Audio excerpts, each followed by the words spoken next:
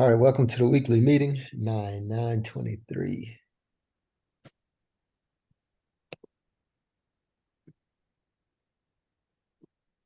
Okay, folks. Hey, we have a decent week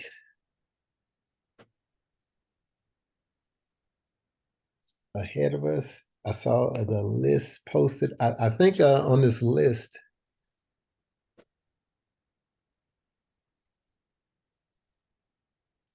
we got AUD or AU, CJ, GC. So basically all the USD pairs, UJ, and we have a silver.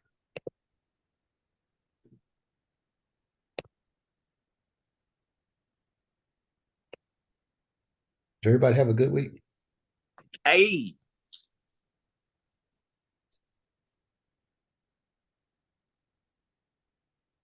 Okay, just for don't go ahead.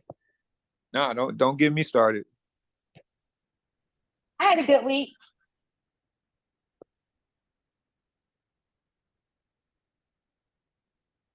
Just for S and Gs, we can add EN because it has a 2-week order block. I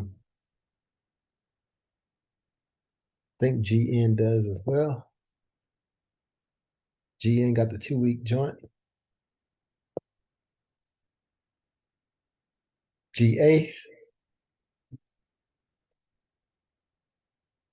EA, all 2 weeks OBs. All of these pairs still need to push down. They didn't quite hit their TPs from last week. I mean, if you took those trades, you might have caught a lot of pips, but the trade did not necessarily get to the sweet spot. So we can look forward to the continual push.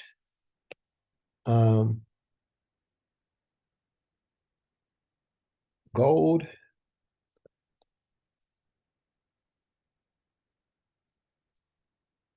has a 4-day order block, if you want to look at it like that.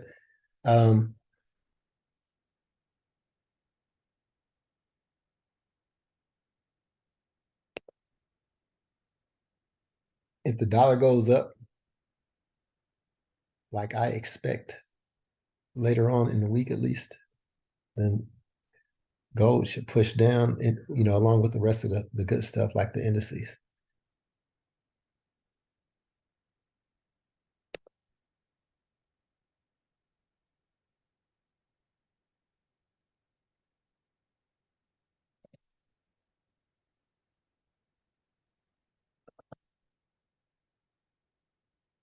One week, I know this is a doji, but this is basically an order block. I expect the price to pull back, then continue up. So we should get all sorts of opportunities, at least from the middle of the week, to trade the good stuff to the downside. Yeah, the USD has news pretty much every week, so y'all know how we do. The CPI news will be the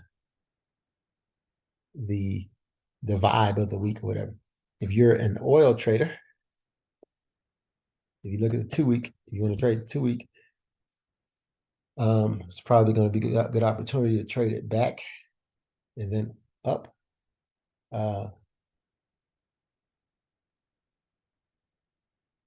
It tapped into this bearish order block. I expected to push down. It made a bullish order block, so it tells me that it's going to go through here. I expect it in the long term for this thing to push back up to this area anyway, to the 113 level.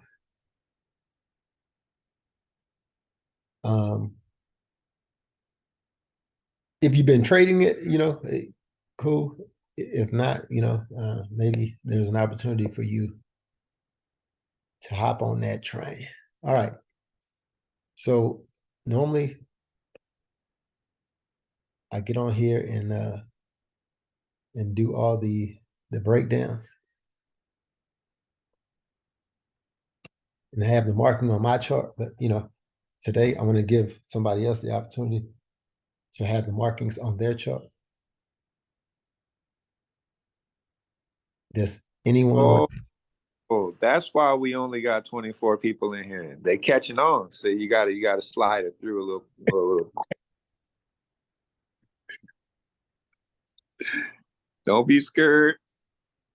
anybody want to volunteer to mark up? Can I try, Todd? This is Adrian. You ain't got to try, Adrian, but you can do it. Okay, I can do it. You can do it. All right. We're gonna help you out. I mean, it's your chart, but this just gives you the opportunity to have the markings and the alerts on your chart. Okay.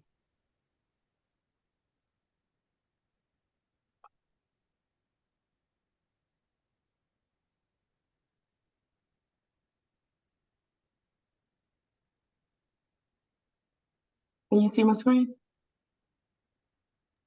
Yes, ma'am. You live. Okay, yeah. So I'm gonna do USD JPY. I Is this see what that's one of the. is this what Go you're going ahead. to trade? Are you going to trade this week, Adrian? Yeah, yes. Okay. So it's a weekly order block. So I start with the weekly. So what I do is I'll fib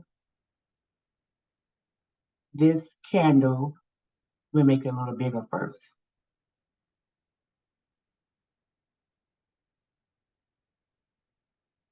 And these other lines, those are just the quarter levels I have marked on this particular chart. So I'm going to mark it from the top to the bottom because that's the push. I'm sorry. From the bottom to the top. I'm sorry. Let me do it again.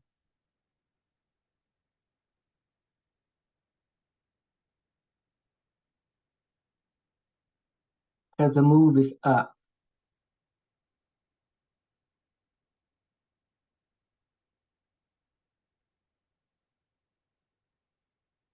Okay, so this is my 50% here.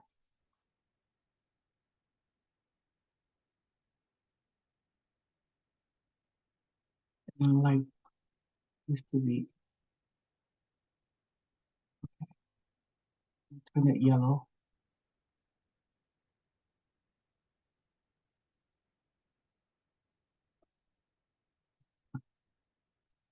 Closing zone. And then I'm going to mark my 78.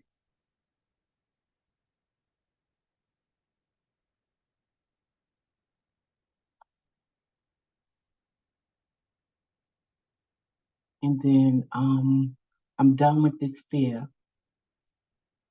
I also see the high of the week. So it's not going to hurt to mark that.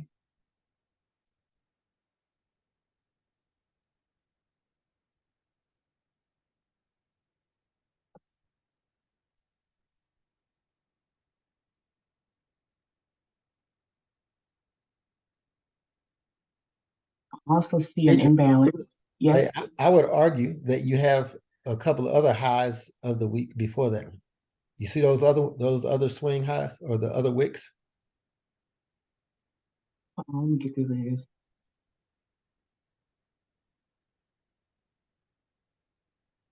Sorry. Get rid of this. Let's see. Higher than this? No, they're lower, but it has to break those Well, highs. yeah, I see. Right here? Yeah, yeah. And the one below that one.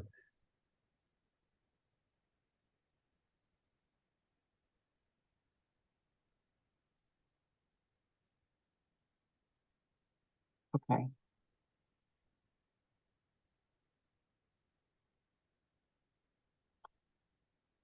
We're good? Okay. I also see an imbalance right here. So I'll mark that.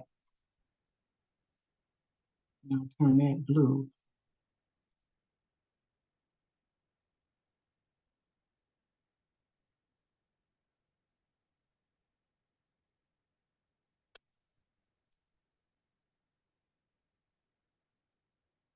Okay. Can you recheck that imbalance, Adrian? Yeah, I can.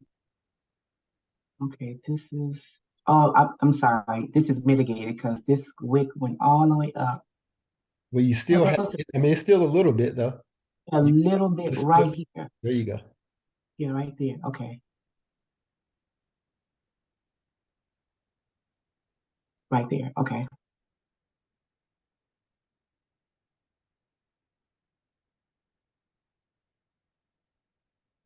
I see a little bit right here.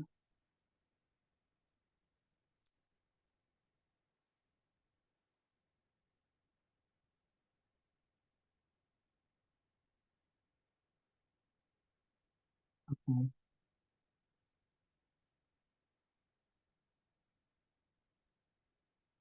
Yes, this is a swing low. Okay. I don't want to get it too big. Do you think I should mark anything else?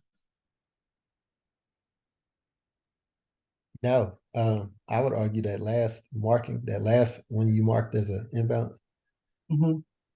that's way low. Like you don't need to worry about that when the price is like 700 pips up. Okay. You have that's the imbalance by the swing low that you've already marked up, which is good. Okay. Okay.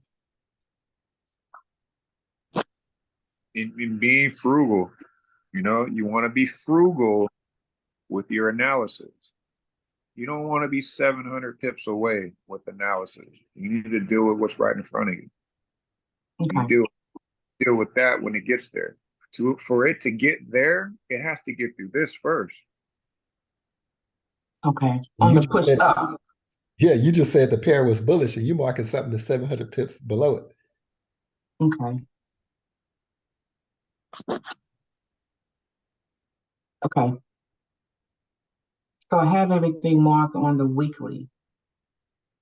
So I drop down to the 4 hour.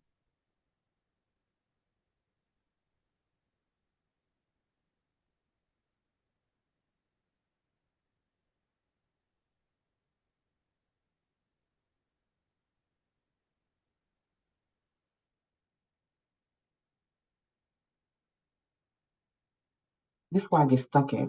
I don't know if I should. Can I make a suggestion? Yes. Can you see your 78? Yes. Where is that at? It's here. Are you sure? Let me make sure. I should not have made it red. Well, go back to your weekly chart. My set. Oh, it's right here, up below it. So this is why I always say move your 78 like it should overlap that green candle. So you're gonna have to refib this because you can't slide it and you're not gonna know. You're gonna have to refib that green candle. Okay. So refib it.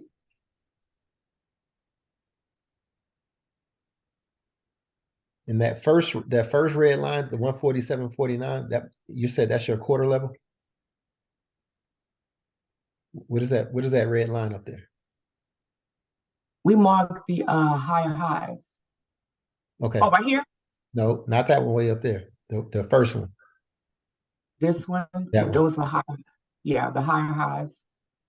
Okay. Yeah. So refib this. You're saying right? So I'm gonna refib this. And why am I refibbing it again? So you can see where your 78 is. Like you got your 78 marked up, but when you zoom in on the 4 hour or on the 15-minute, you don't know where it is. So you need to Okay. move it over where it overlaps that green candle. This green candle? Yeah. Okay.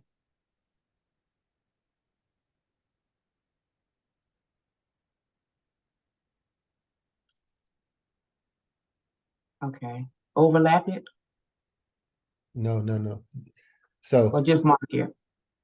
yeah, you want to mark your zone. Like I don't you looks like you deleted your golden zone. And Yeah, I have to put it back right here. so mark your golden zone, but overlap the candle, overlap the green candle, drag it across the green candle.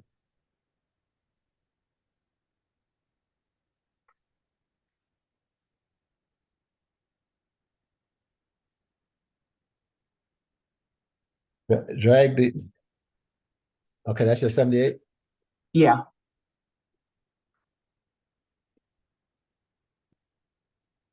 Drag it over some more. No, no. No, you just want to be able to see it when you go down on your time frame. You're not putting it on the candle, so you can't see it when you go down in the time frame. You got to put it on the candle. Because So before, overlap candle. no, no, no, no, no. I'm confused then. I don't know what you're saying. Yeah, now bring it over. Bring it onto the candle. On Adrian, my, you see how your yellow box is over the beginning of your yellow box is over your S, where it says USD JPY in the background? You see where it's over the S? yes. Drag that over to the left so it overlaps your green candle. Drag the yellow over. Drag it over until it overlaps your green candle. That's what they're Okay. talking Oh, You drag the. don't have to be way over there. It just needs to be on the green candle. Okay. Yeah, yeah. There you go. Okay. Overlapping. There you go. Now, Okay. 78's kind of wide, so I don't know if you really want it that wide. You want it you about as thick as that red line. Yeah. Uh, Right.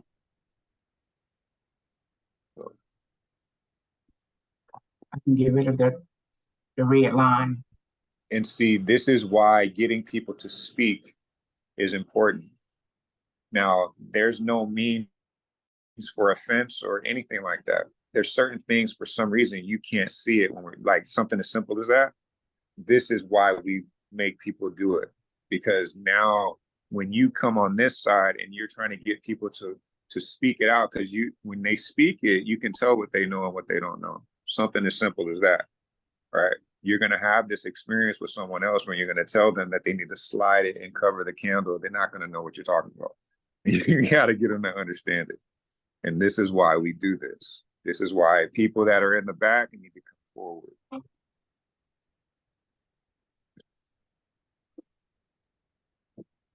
Okay, so now I see the 78. This is my golden zone. And you're doing very well, by the way. Thank you. So we're looking for a push up for it to go up, but it first needs to retrace. You That's don't have it doesn't have to retrace, but we're so looking for. yeah. So this is what I think, Adrian. Mhm, If the pair doesn't follow your analysis, right? This is mhm. why you want to mark up a couple different pairs. Let's just say this doesn't pull back and give you an entry. Right, You don't buy it from right there at the top of structure. If it pushes up, then hey man, I'll trade something different. But you want this to pull back to right, give you a possible entry so you can take place in the buy. If it doesn't pull back, if I'm taking this trade, I'm not getting in the trade if it doesn't pull back. I would like for it to pull back to my 78, which is the little blue mark, but maybe it just pulls back to the golden zone, preferably the bottom of that golden zone. But maybe it pulls back in between those two levels, which is cool. So yeah, from this point, what I like to do is drop to the 15-minute so I can see if there's any imbalances or order blocks either in my golden zone or in between there and the 78. So okay, you see in your golden zone, you see that order block? yes, right So here. that might be a level where you get reaction, right? Maybe the price bounces. So maybe you have to tell yourself, hey man, if it bounces here, I don't want to just jump in for the buy because that looks like a good inducement area. Below there, you have an imbalance. You see the imbalance? Right here. Yep. So I would mark the imbalance and the order block in my golden zone. Then I would also be cognizant of that wick because if you drop down further in time zone, there's probably an order block in that wick or imbalance Okay, in that wick. so mark the imbalance. Yeah, but go up. you're pulling it down. You need to be pulling it. So there you go, bottom of that wick. There you go. And now pull the bottom of it up because you got the imbalance too low. There you Yeah, I go. see that wig. Okay. So that's the imbalance on the 15. This is the order block on the 15. No, that you don't want to mark that where you say that's the order block. No, Okay. go. You either drop down in time, like to the 3 minute, to the 2 minute, see if you can actually see an order block where you see a bullish green candle. So you need to go find your zone. There you go. Up.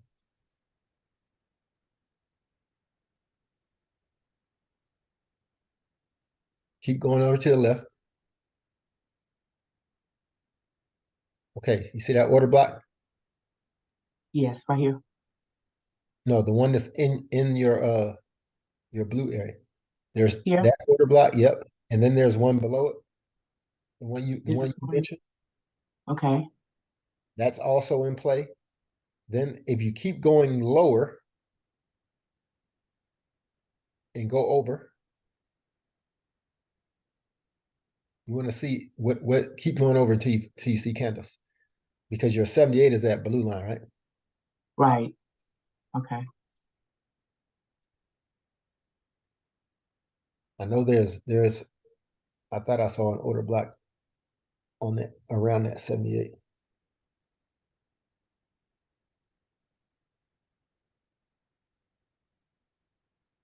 Okay, so probably probably up a time frame, like maybe if you go back to the 15 minute. I think if you go over there, there's an order block. Keep going over. Go further to my left. Yep. Right at your 78, I think there's an order block. Okay. It's my 78 here. Okay. So I know it doesn't look like it.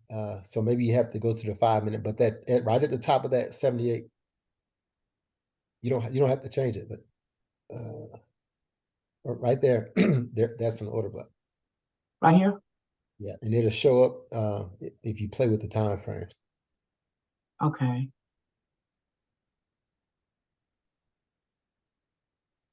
So that's also a possible area that price can come to.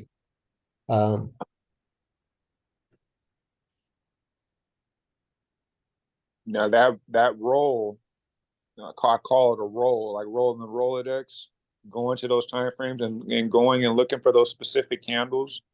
You can get lost in that, right? So you got to be real careful. You got to go know why you're on the chart and what you're looking for. Go right to it, go find it, and then go to something else.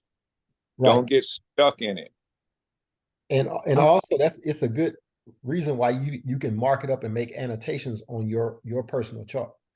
So if you're not making annotations, you're not going to remember this. Right. So while you're doing this, you need to be marking, hey, 5 minute order block or 15 minute order block or 30 minute order block, whatever the case may be. That way you know what's marked on your chart. So when you add, how we say the higher the time frame is the better moves. When you get into those higher time frame positions, that's when it's time to go down to the 15. Some people live on the 15. Some people don't know how to come off the 15. You got to know when those higher time frame alert areas are being triggered, and that's when you go to your 15. That's when you start marking those order blocks and start doing all that.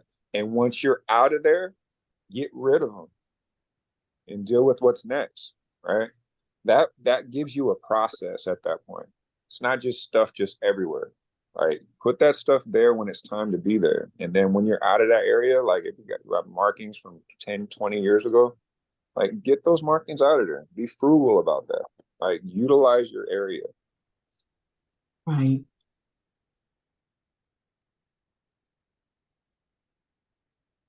Okay. I'm done. My anxiety level is too high right now. Okay, so can you go back to the weekly and talk us through what you just did? Sure. On the weekly chart, what I did was fib the golden zone. So what are I your fib. expectations? Talk me through what you expect to see when the market opens. We may see a retracement before it goes up. Let me see. So we may see a retracement, maybe to the imbalance. Okay, that's to me, that's way too far. We just talked about your zone and that imbalance right there.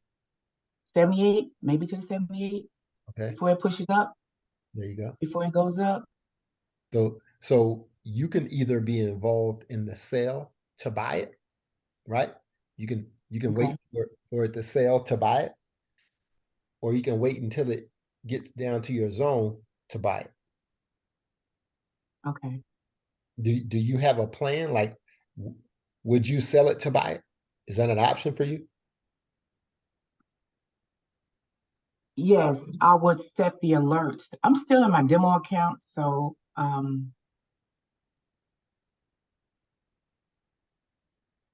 haven't been. Okay, so if you're going to sell to buy this, what is your criteria to sell this? Where do you want to see? What do you want to see before you jump in for the sale? You want to see price? Oh, usually what I do, I'll wait until my MA crosses On what time frame? on the hour. Well, this is the hour time frame here. I'll drop some of the hour time frame. I'll Okay, drop down to the hour time so frame. can you do that for me? Mhm.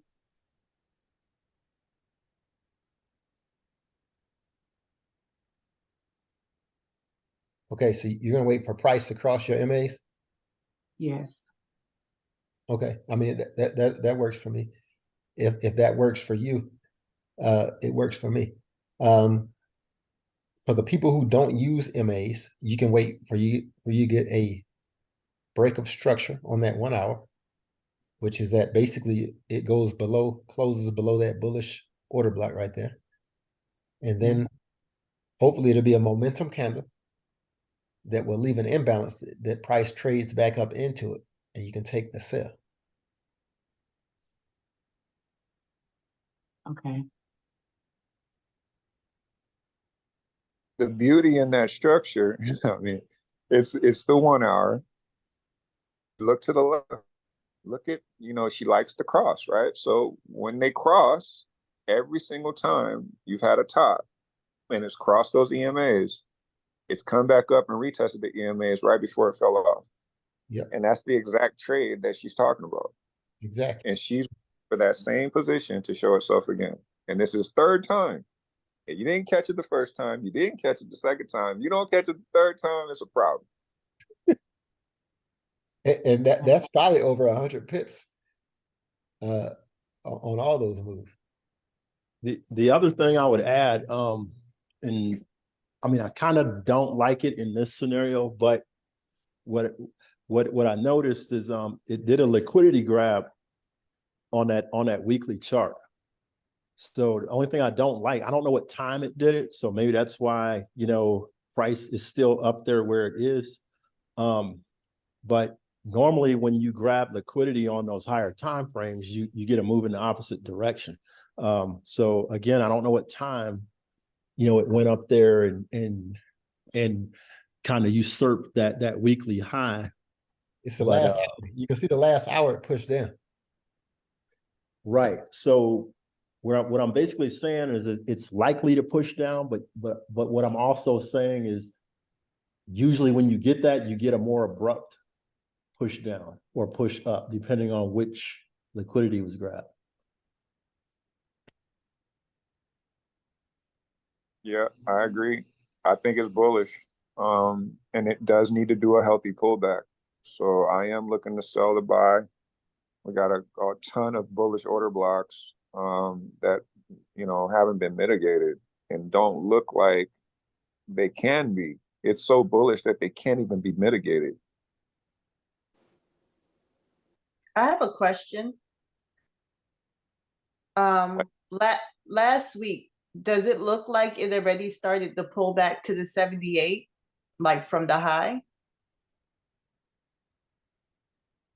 Well, I think that candle would indicate that that's possible. I mean, the only thing, like I said, is that, I mean, if it started, it's barely started. That can't, hasn't, there's not much of a wick or much of a pullback at this point.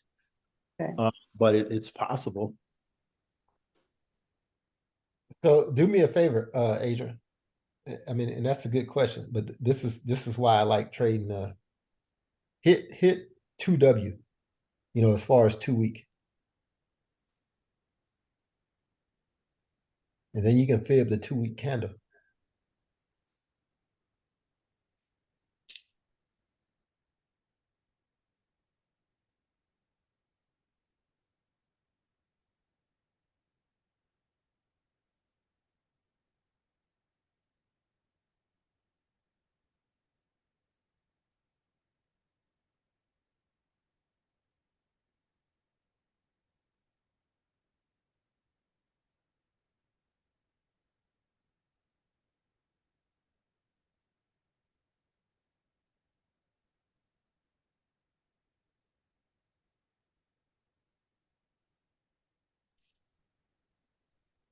Remember to always have your zones touching the candle.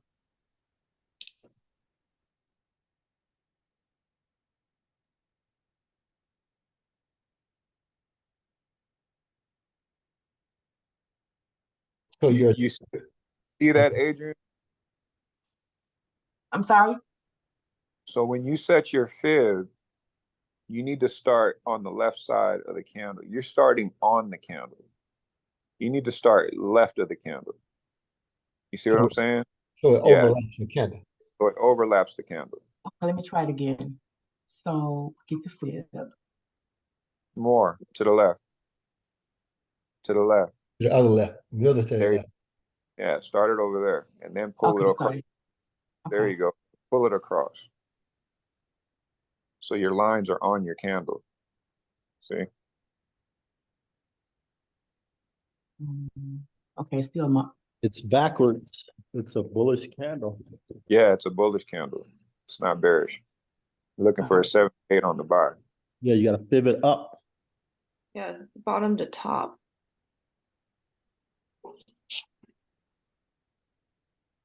okay. And this is a 78.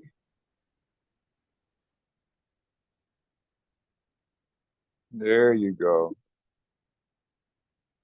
This is why The line for your 78 is not on that wick. It needs to overlap that wick. Okay.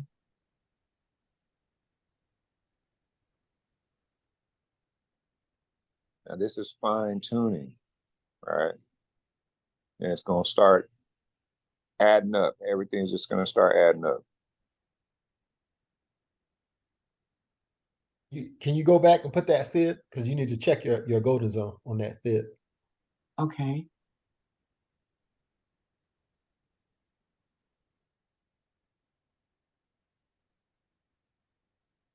Let me do it again. A little too far.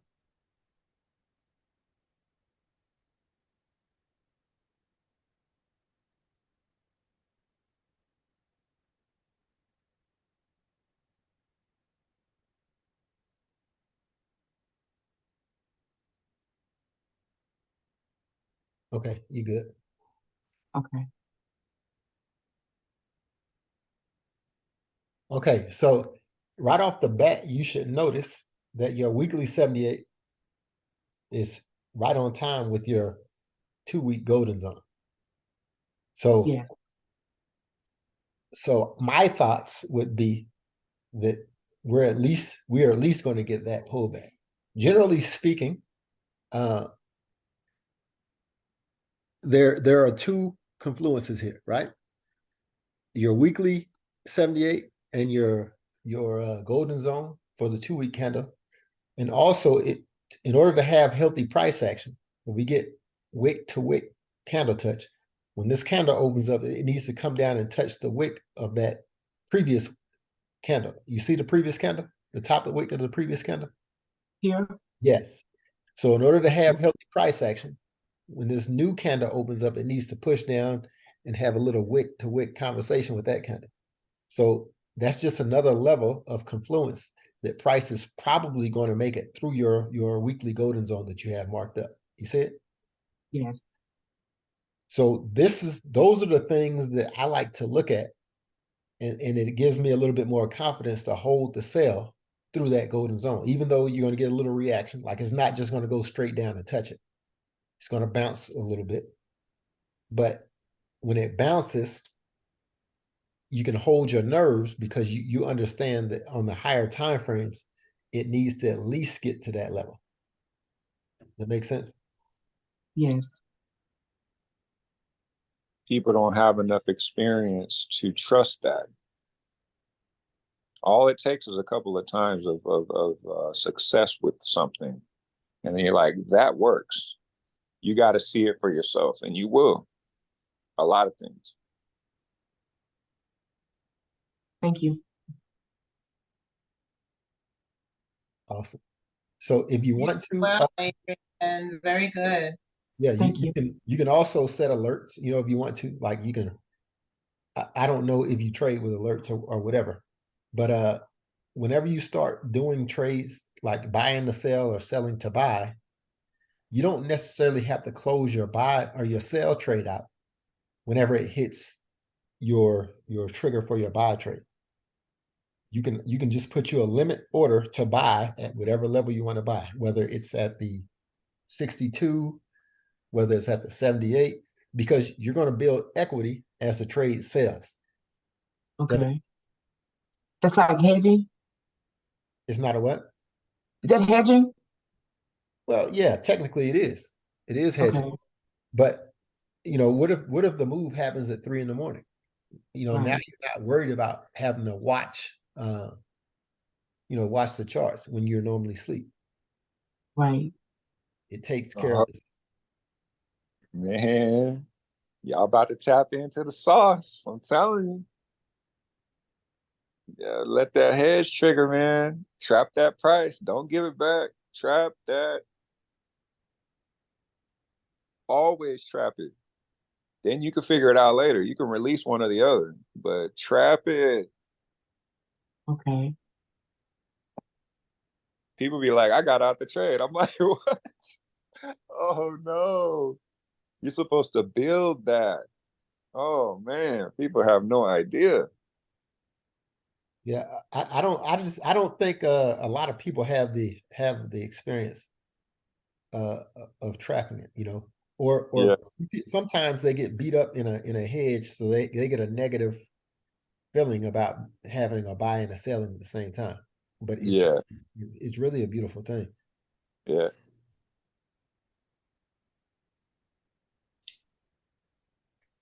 All right, boys. Adrian, those black lines, are those alerts on your quarter levels? yeah, I did set them as alerts, but That's really cool. I like that. And I like when everyone shares their charts because you get so many different ideas from everybody. That's a pretty good idea because I put quarter levels on mine and I took them off just because it didn't look good. It was so busy, but I never thought yeah, of the alert lines.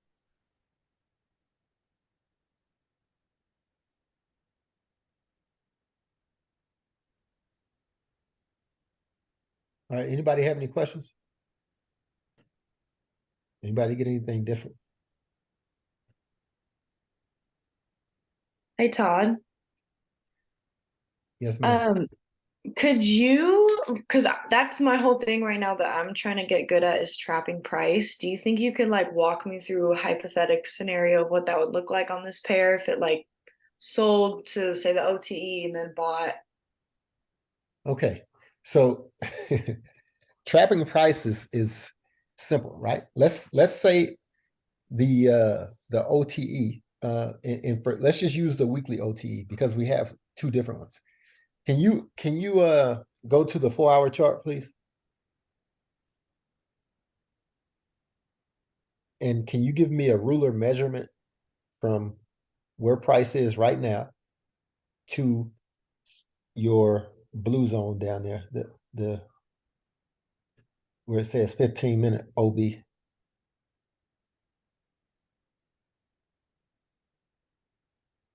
Keep pulling down right there. Okay, so right now you're pull it down a little bit more. You're 130 pips. Let's just say you catch those 130 pips.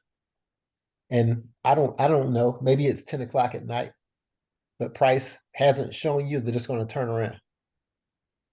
Right? But you know this is your key zone. You can buy it right there, same lot size. You can put a buy order in right there. You can go to sleep. You can wake up in the morning. You can go to work, go to lunch. Your profits are locked in and price is trapped, right? So let's say that price gives you a chalk that says it's ready to go up. Maybe it sells down another 100 pips. We don't know. But the point is, I mean, it's a huge imbalance. You see that big imbalance under that weekly golden zone?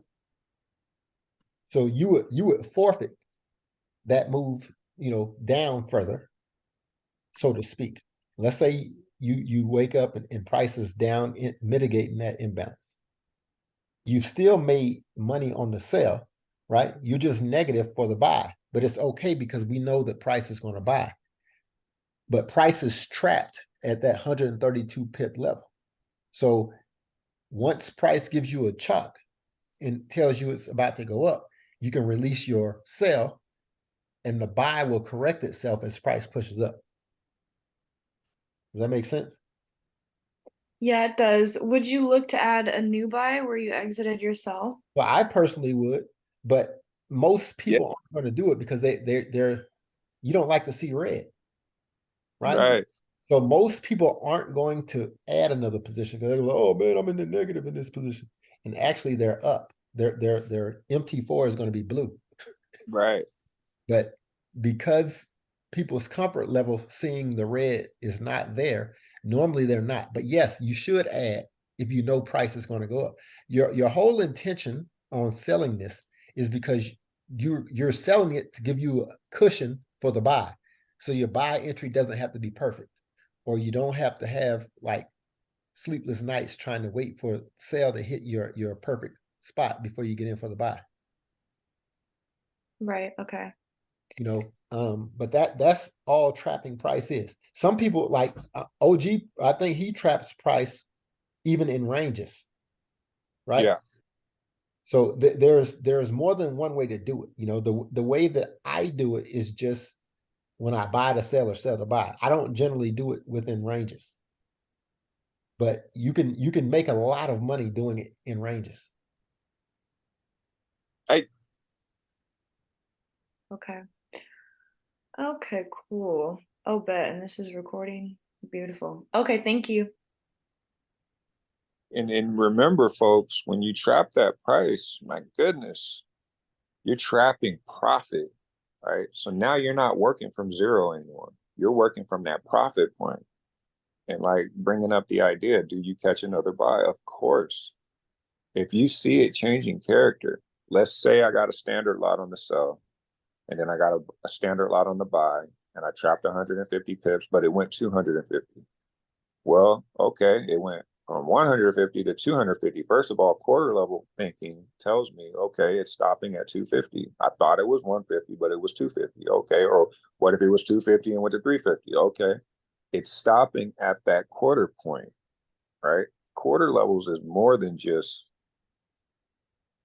okay, I'm not, that's a tangent, but once it stops and you have the buy, which is above, but it went a level below and it changes character. Once you see that change of character, you can take the entry of buy, which is a standard lot in this idea. Now your standard lot is up in the middle, and now you're at the bottom, and you could put that standard lot there. You could take your standard lot that's in the middle once it actually goes up and does what it's supposed to do. You could either close that standard lot in the middle, or you can keep both of them and then go all the way back to the top of structure and close out the sell, because it was the buy that what you wanted, right? But once that middle position comes back to even, you can close it out and hold the very bottom position at that point. Now you're catbird all day. You could release the middle dollar position and you could release the sell position at the top at that point. Now you can make double your money. Hey, OG, can you I already know, nope, they're not following. Can you Oh, can you show your screen and like use the little drawing tool to explain that better? okay. Hey, we appreciate it, Adrian. Thank you. Yeah, good job. Excellent job. Yeah, that was really great. Thank you.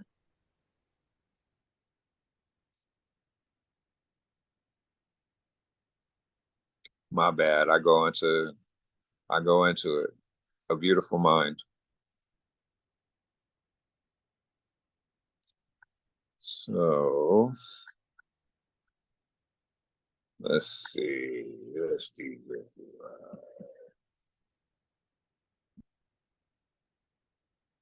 I'm actually working on this trade myself. All right, we're on the 15. Let's go to the 4-hour. You guys can see my screen, right?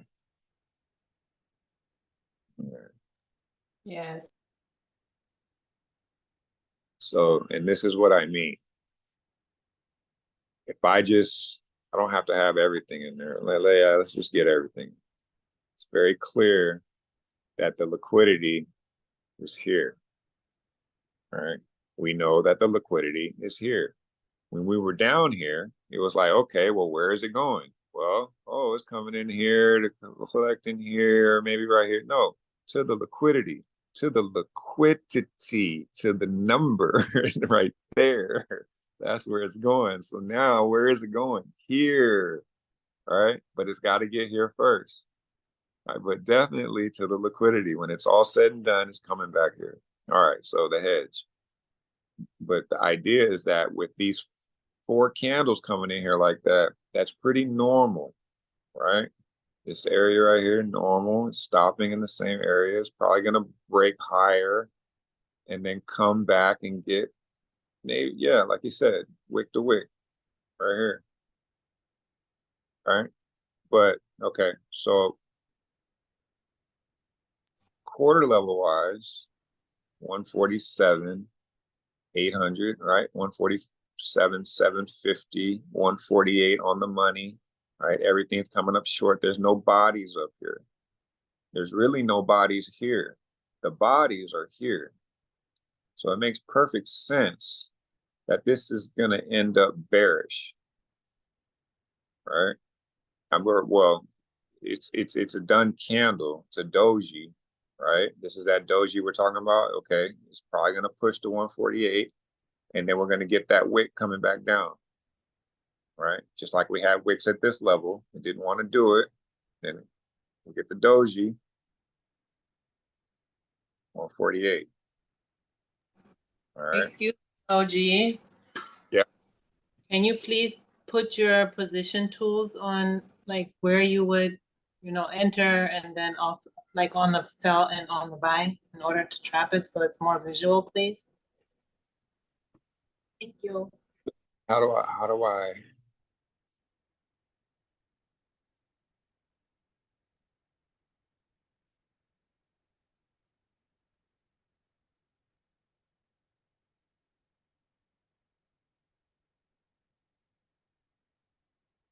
We're going to deal with this candle. We're going to deal with the idea that we need to get a wick to wick relationship right here.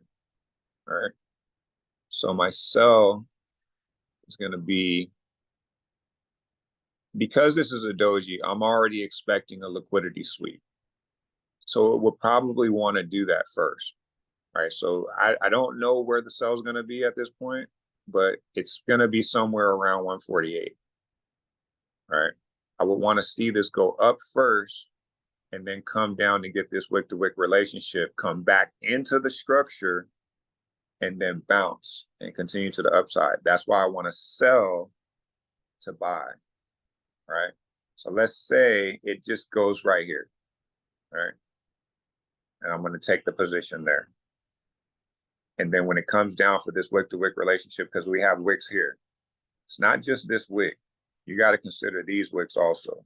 So as it starts coming down, we already have this wick to this wick, right? So we got that, right? And then it receded. But if we were only paying attention to this wick, we wouldn't even saw that that's what happened, right? Now we have this wick, right? It's more of a wick to wick relationship in regards to this wick, right? So that's the zone right there. So that's where my buy is going to be. I have to be stingy about this, right? I need it to go exactly there. That's where my buy would be, right? Now, with the scenario that we're talking about, I catch my sell, perfect. I have the pips.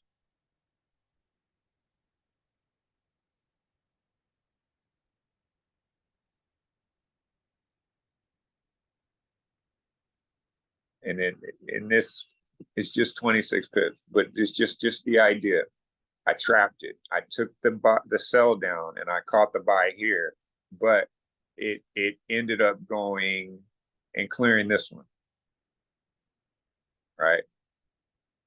So now I'm going to put the buy on this wick, right? So here we go with another tool.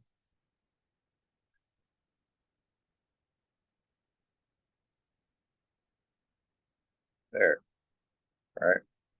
Now, once this buy is triggered, and now it goes back to this buy, I can close this buy and I can hold this buy because I was only selling to buy. If you don't believe in that, the reason why we even did this in the first place, then this isn't going to work for you. If you think this is a sell, you wouldn't even be trying to catch buys.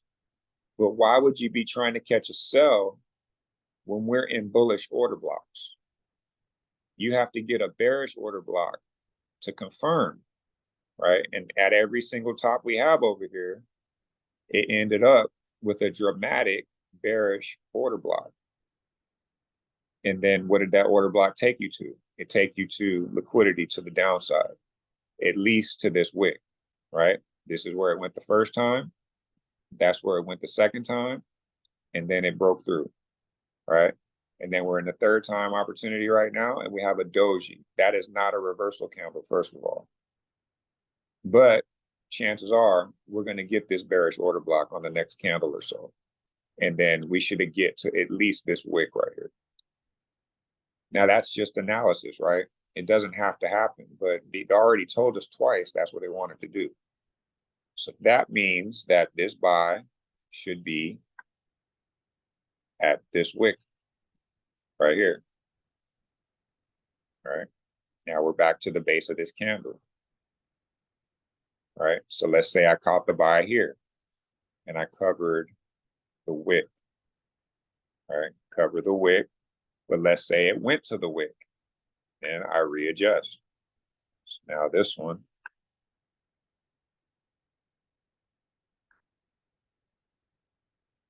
I'm getting in at the wick. Now, this is grade A setup, right? I caught the entry because of what previous price action told me. That makes sense, right? I take the sell all the way down. I'm not going to take profit. I'm just going to take the profits and then trap them with a buy. Now I have all these profits. Now that went to something more considerable. 45 pips. It doesn't matter. That doesn't matter. The idea is that you trap it and collect those and do not let it go all the way back up. And then the 45 or 85 becomes zero again. No, the way you stop that from happening is by putting in that buy with the exact same lot size. Now you can go up here, put the stop loss in front of the trade, and then your buy will take over, and then you will go to the upside. And what's the goal? What's really the goal here? The goal is 150. All right. We're in bullish order blocks. This is your opportunity to catch the next bullish order block because this is the next opportunity before it gets to 150. If this is going to continue to be bullish, it's bullish across the board. So you have to respect that. Right. So back to the idea, right? We trap way more profit on this idea because we're coming in at the wick, and then it goes further. So now it's a standard lot, a one lot here, and then a one lot buy here. One lot sell, one lot buy, right? It's trapped. Then it comes down to the bottom and collects all the liquidity. Now you put in a standard lot. And then what, as far as stop loss, what are we covering? We're covering the next lows, which would be, here, right? So I'm going to cover those lows.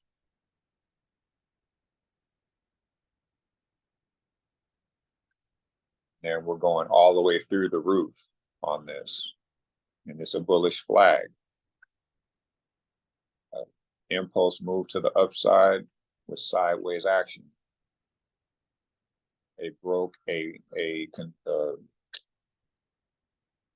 high of importance, gave us a deep retest, it's breaking resistance, and resistance is now becoming support. So that all that adds up, makes sense. So once I catch the position here, I can consider closing this trade, or I can keep both of them. So now I came down with a one lot, and I ended up with a double, with two lots coming up. Or do I want to get fancy? Do I want to put two lots here? Oh, I wish I had this one down here. Put two lots, cover it. Use a stop loss or a lot size that doesn't hurt. It doesn't have to be a standard, whatever lot you desire. But if you have a reason behind why you're doing this trade, and then being stingy about, I'm not getting the trade unless it comes here, or unless it comes here. So we need a change of character.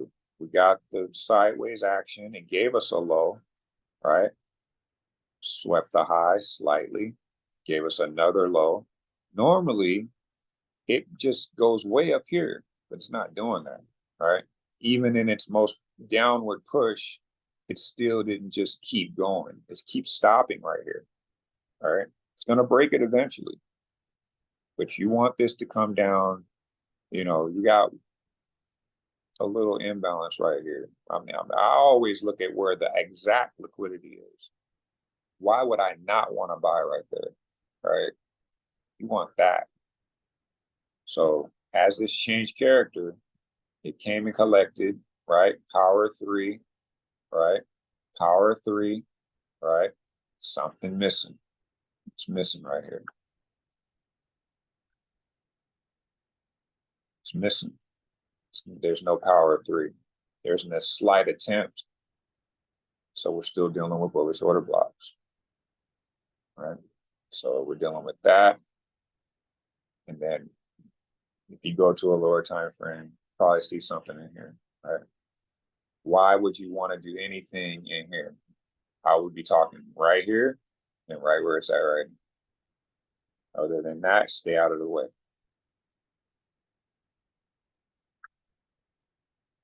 So now with the stacking, or the hedging becomes one lot here.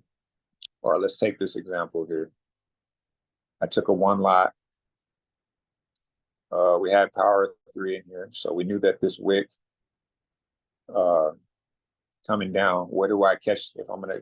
Because I'm in bullish order blocks. I needed a healthy pullback. That was a healthy pullback. Where was it going? It was either going in between these two candle wicks, or in between these two candle wicks, right? So if I wanted these here, all I had to do was cover this wick right here. All right, so I took the buy or sell for $1, caught the buy for $1, trapped that price. All right, now I have profit. So now it comes up here. What am I expecting? I'm expecting a break of the high. It broke the high, right? So now I have one lot to one lot, and now I'm putting in another lot because it already told me where the high was. So now I got two lots at the top with one lot at the bottom. Now it comes down, I can get maybe another two, my other second lot here, right? Because I remember this imbalance right here, right? So it's going to need to come in there. I already got this imbalance. And now I got it twice because it came down once and then it came down twice. So this is a great scenario as to what we were talking about. Now I got 2 lots here with 2 lots here, but it went down further, right? So now I got to follow the power of 3 down through this structure right here. This is the imbalance that needs to be collected. And they talk about catching it at the 50%, right? Now I'm talking about right on the wick. I want this entry here, right? If I had caught that, right, because I have 2 lots here. So now I have 2 and 2. Now I can come in with a 2. And I'm basing it off of this block right here, but I'm going to put it right on this wick. This wick right here, see, that's where it came to, this wick right here. So I'm just looking at these and I'm just walking it down. Because if it's correct, it's going to stop on one of these. It's just going to clear the fair value gap, right? And that's what it did. So I would have took the 2 and put it here. Now I got 4 because I have 2 here. I have 2 here. Now I have 4 to 2. 4 to 2. Now I take the 4s up because I was looking for the buy. I'm not looking for the sell. I'm only using the sell to catch the buy because I'm in bullish order blocks. It hasn't changed character. So you keep riding it until it tells you something otherwise. And you can compound your lot size by just going back and forth and just letting the structure be healthy and letting it show you exactly what you need to see. And once it gets back up into this area, you make your decision. Do you want to hold it or do you want to release the hedge? 148, 147,500 is what you need to be focusing on. And 147,500 is here, right? Candle bodies are now above it. The next level is 150. It's not 148.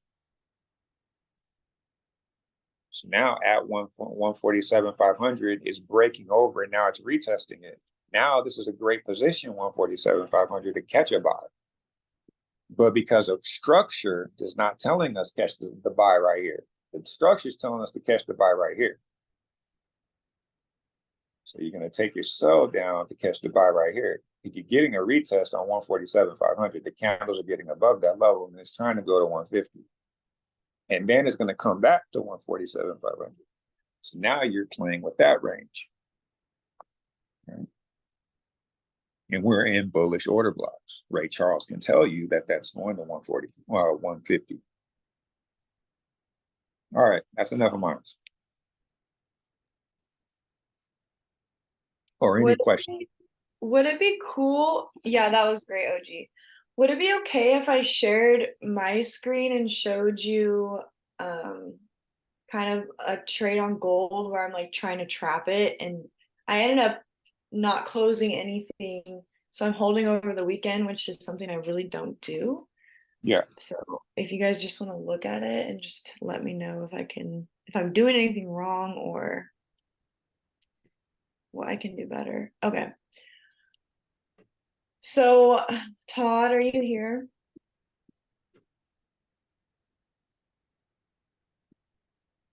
I'll take that as a no. I'm here. Okay. So I took the sell on gold that you called out. Right? Yep. And It's going to go higher. Go ahead. yeah, I think so too. So pretty much I'm trying to trap price here.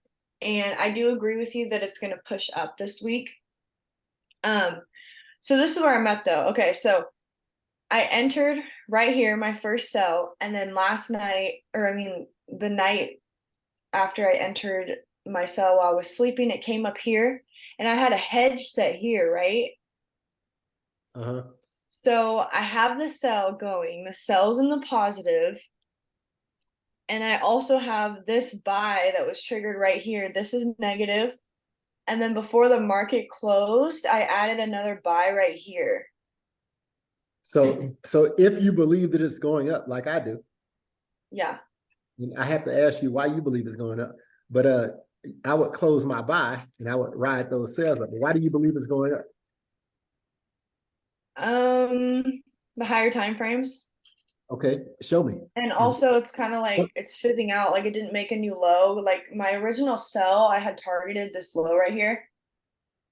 And it's kind of just fizzing out and it looks like it broke this high too. So Okay, but all that's cool. But where is it going and why is it going there? Show me order blocks. Show me the imbalance that is going to fill.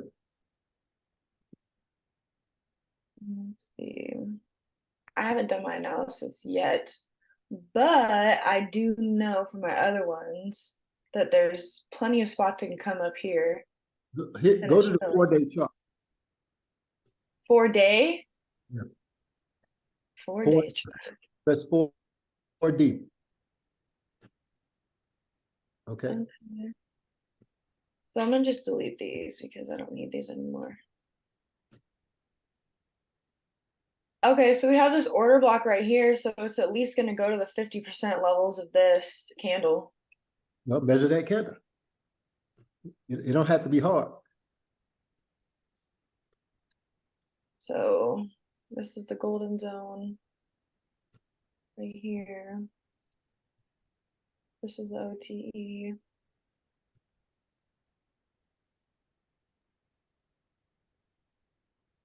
Okay, so yeah, it's gonna at least retrace that buying wise.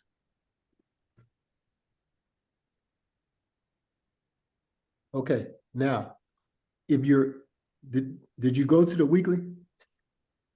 Or the Yeah, 2 week? We closed the 2-week candle. So I would start at the 2-week. do you want me to break this pair down right now? Because I was just asking about my trades. Well, I mean, in order, so in order for you to have the answer to the question you're asking me, you have to break the pair down, right? Like where you're asking me where is it buying up to? I mean, I can figure out where it's buying up to. I just wanted you to look at my hedges, but I can break the Okay, so yeah, your hedges are cool. I would close the sell, which is in profit, right? Yeah. Once it gives you the buy, I would close out my sell and I would just add to my buys, depending on how high you have this going. Yeah. Okay, so my thing with hedge, like with doing this, is like I have anxiety. Like, what if I close out this sell and it just like drops and sweeps this liquidity before buying, and I don't even have a buy position? So listen, you don't even you can close the sell at break even because you already opened up another buy position. The sell could have just been a placeholder. Does that make sense? Like, just let it close naturally. Well, I mean, as long as your closing is before before you lose money, right? I at least want to make my commission in that position. But if I know that it's going up, then of course I'm going to close it now and then let it go up. You're talking like you don't believe it's going up. So if you have to believe in your positions before you start closing them out, right?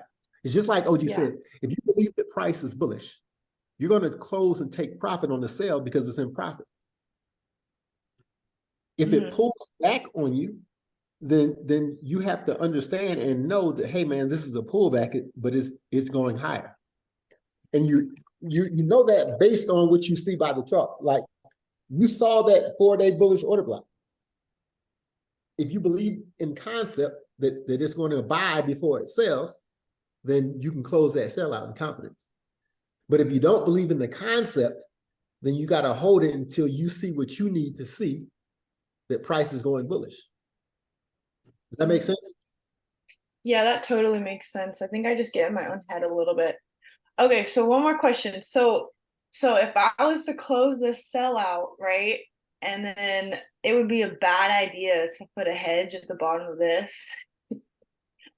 Listen, you can hedge all you want. Overall, gold is going to sell. I see it selling. Do you see it selling long term? Yeah, after it buys up a little bit. But me too. I do too. So the idea is for that hedge not to get picked up. But if it does, you can hold it until it starts selling. It wasn't bad to take a sell from where we took it from. I closed mine out, but we took the sell and it sold. It hit that imbalance and it sold, which is cool.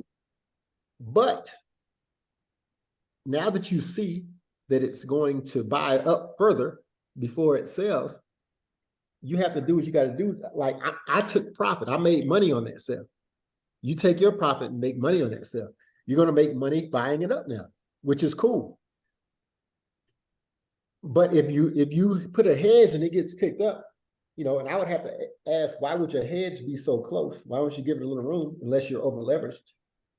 You know, but I would just give it a little room because I know the price is going up. Right. Okay.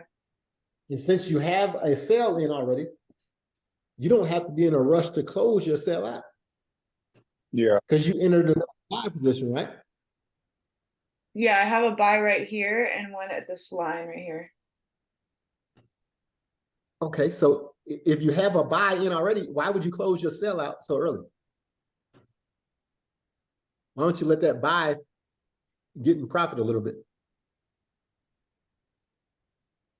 Should I like move stop loss to the front of this, or I would move my stop loss to the front in that sell, especially if you know it's going to buy.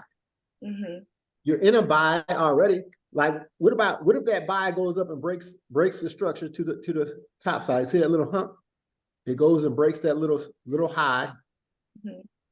Not up there. Oh, right here. Yeah. What if it goes up there and pulls back? That's what you want to see. That's chop, right? Yeah. So at that point, then you can close your sell out. At least if it was me, I would be comfortable closing my sell. Right. And I might even be bold enough to throw me another buy in there. Yeah. Doesn't have to be like 5 lots, you know, but just another buy. 0.02, 0.03. I don't know how big your account is, but I mean, those are easy low-hanging fruits. Yeah. It's transitional. And people are starting to tap into that other area, like going both ways with the trades. Like you got to get this part because you just leaving money on the table. You know what it looks like. You're so stuck in your cell right now that you don't even want to try to catch a buy. And the everything you know is showing it to you, but you don't want to do that because you want your profits off that sell. So kind of do a paralysis. I think you're right, OG, because it's like originally my original take profit was this low, but it never hit that. So now I'm like stuck in the mindset of making money off my sell and my buys are the hedges, but now it's switching to where my buys are the money maker and my sells the hedge. Right. And that's fine. It'll flip. Right. So if you believe in the buy, you put in the buy, keep the sells, but double up on the buy. And then when you get to the sell in the area where you really want the sell, then you can double up on the sell. Like you got to take advantage of the move when that advantage shows itself. Once you get that, now you're on both sides of the spectrum. You see that your sells are in the middle. Obviously, it's swept the liquidity of swept the liquidity of the highs and did not give us a lower low. It was supposed to keep going down. It went sideways. Well, what does that mean? It's telling us that it wants to go higher. That's why we're coming up with this idea. So that means your sells are really in the wrong position, but it's okay because it is a sell. So you could hold those sells. You could let it run through because it's in the middle of the structure. We know where the top is now. We know where the bottom is now. And if you look to the left, we're in the zone, right? All the lows seem to be exactly where we are right now. So we're in the low level liquidity. We know where the high level liquidity is. So we know it's at the very tip of the top of that wick up there. So Ray Charles says, take the sells out of the middle and put them at the top. So Yeah. now you're readjusting everything. Now you're putting everything where it goes. Now, when you put those two in the middle at the top, now what if it goes higher than that? Okay, now those are at least in the right position. Let it go up and go, and then you'll start seeing that those are now in the middle, because then it'll go to the top, and then you put the trade at the top, and then come back to the middle and get rid of the ones in the middle. Now you have the very bottom and the very top. Now you hedge. And y'all, look, I think what we're not really considering, or what we forget sometimes as traders, is the only reason that this sell didn't hit your TP is because now it's affected by a higher time frame pullback. Hey, right? So we closed the 2-week candle this week. We closed the weekly candle this week. Those retracements are going to happen. So this price is going to buy as a pullback, right? Once the pullback is over, the market will continue to push south. So a lot of times you'll see a trade set up and you'll take it, but maybe you forget to look higher, you know, or maybe you think that this trade, like in my case, I thought that this trade would push down to those lows, and then we, you know, like it would get that liquidity at the bottom, and then we could retrace for the week. But it didn't happen. Once it fizzled out, though, I just took my profit. Because I looked up and I said, oh man, you know, I couldn't find the chart that I liked. That's how I knew the 4-day order block was there, because I looked at all those time frames until I saw what I needed to see. But I just said, okay, it was a good trade idea, and it still paid out. It just didn't go as low as I thought it would go. But Todd, quick question, bro. Go ahead. How much of a drawdown would you be doing? Would you be in doing this kind of stuff? I just want to know. It's up to you as a trader, and it is up to your lot size. But here's the thing. In this particular scenario, you're not in any drawdown. You took the sale, you're in profit. Now, when you put a buy down there at the bottom of it, it's going to be the same lot size as your sell. So it doesn't matter where price goes from there, you're still going to be up whatever you're up in that sell. Now, if you want to add another position to the buy as it goes up, you're never going to be in drawdown until you close out both of those buy positions at the top. But even though your MT4 shows drawdown, you're going to be in overall profit, because you. Yeah, I'm just thinking of this in terms of challenges, Todd. Yeah, I do this. This is how I trade on a funded account. How much is the fund account, if you don't mind me asking? I got a 50K and 100K. Okay, so you never pass your daily drawdown doing this, right? No. Okay, cool. Trapping the profit. It's still going to reset every day, but if you trap the profit, it'll never draw down. Like it hovers, and it's a beautiful. It works very well. Yeah. Now you just can't over leverage. You know, like you want to keep your leverage where you're supposed to have your leverage. Todd, how much do you risk per trade in your funded accounts? Well, it really depends. I will over leverage sometimes if I know price is going where I need it to go, but generally speaking, 1%. But like, did y'all catch the GN trade? I didn't know. So if y'all sold GN, you know, once I got that bearish 4-hour order block, I over leveraged. But that's just me. You do, your first position should always be whatever you're risking, 1%. But when you know something, or when you have the advantage over the market, then it's up to you, you know. And I've been doing this for a while, so this is like, I believe in the power of 3. So I'm cool with what I know exactly what I see when I see it. Right? If I get a 4-hour order block, especially if it just breaks the moving averages, it's go time for me. But you should leverage. I mean, you should risk what you risk, whether that's 0.5%, 0.25%. You know, let's say you're a 1% trader, you don't have to put all that 1% on at the same time. you can go a 1/4% and put 4 different positions on as it breaks your direction. So there are a number of ways that you can do it, but you have to have that stuff in your head, or you have to have it written down. You have to know before you enter a trade how you're going to play that trade, how you're going to manage that trade. The only thing I would add to that, about the leverage, the 1% versus over leveraging. I mean, if you've been trading for a while and your experience level is pretty decent, you're gonna have or be able to recognize what I would term as high quality trades versus this is probably, like for an example, I know people don't like higher time frames, but if you're cognizant of a higher time frame, on a monthly level, on a 2-week level, on a 6-month level, whatever that may be, but the higher you go up, the more solid the idea is. So when you're messing around down in the 4-hour to 15-minute, there are times when that chart is approaching a higher time frame landmark. That is what I would call a high quality trade.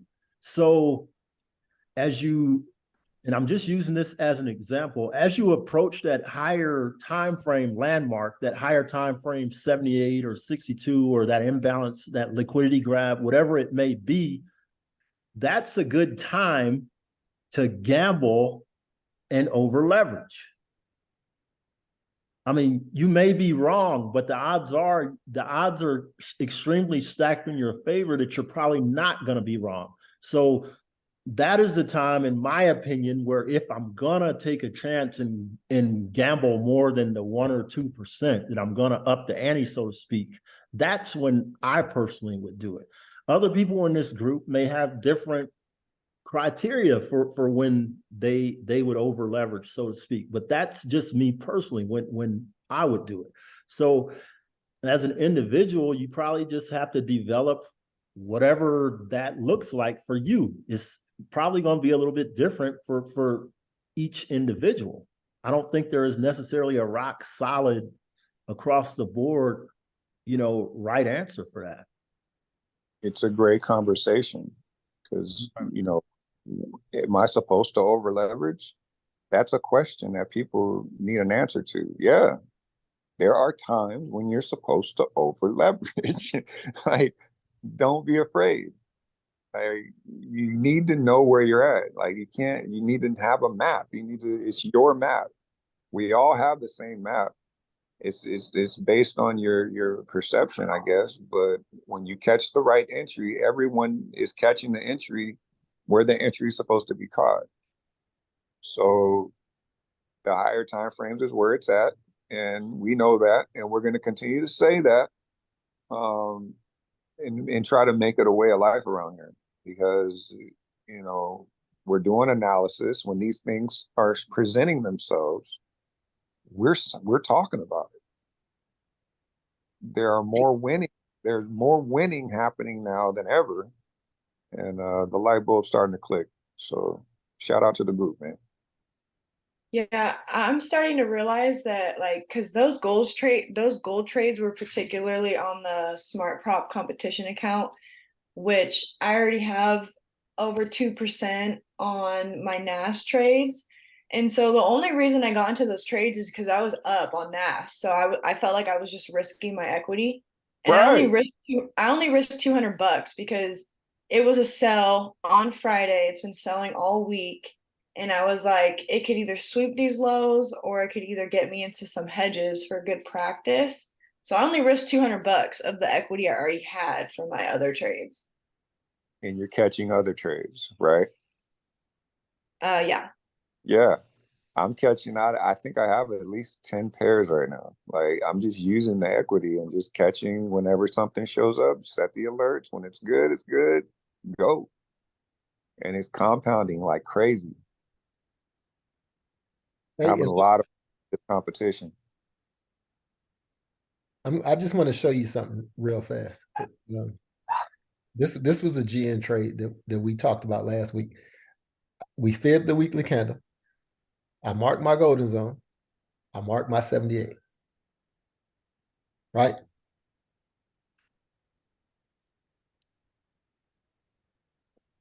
If we go down to the 4-hour chart, we buy this trade to sell the trade last week. So no matter what level, if you wanted to get in on the 1 hour, all I needed to see was a change of character for me to get into this trade. Now, I realized that this push up and this pullback was about a 78% move. This is prior to the market even opening, right? Push up, pull back. So all I need price to do is hit the 78 and start pressing up. Because I believe in the power of three concept. I believe that GN was bearish last week. So once we got this push up, right? I didn't need for this to happen. Once I get this bullish order block, I can get in this trade. You mark out your zone. It comes back and it taps you in.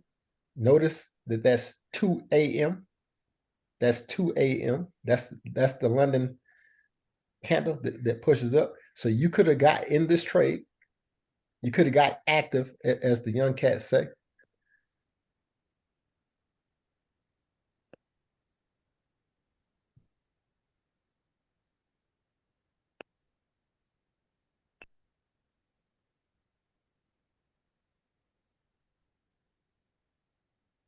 Now, if you want to get long,